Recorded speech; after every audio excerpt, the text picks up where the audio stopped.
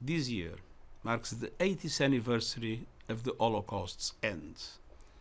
We mourn the 6 million Jews murdered by the Nazis and their collaborators as they sought to destroy an entire people. We grieve the Roma and Sinti, the people with disabilities, and all others enslaved, persecuted, tortured, and killed. We stand alongside victims, survivors, and their families. And we renew our resolve never to forget. To allow the Holocaust to fade from memory would dishonor the past and betray the future. Remembrance is a moral act and a call to action. To know the history of the Holocaust is to know the depths to which humanity can sink. To understand how the Nazis were able to commit their heinous crimes with the complicity of others, and to comprehend that each of us has a solemn duty to speak up against hate and to stand up for the human rights of all.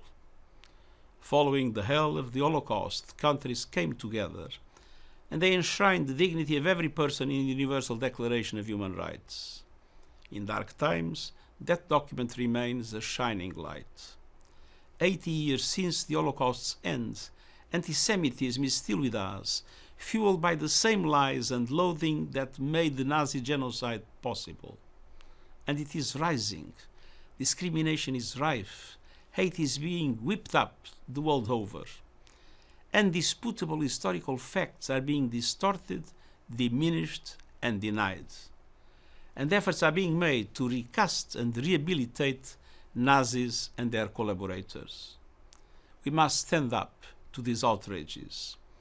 In these days of division, and more than a year since the appalling 7th of October terror attacks by Hamas, we must hold fast to our common humanity. We must condemn anti-Semitism, just as we must condemn all forms of racism, prejudice, and religious bigotry. And we must renew our resolve to defend the dignity and human rights of all. Those causes go to the very core of the United Nations. We will never forget, and we will never waver in that fight.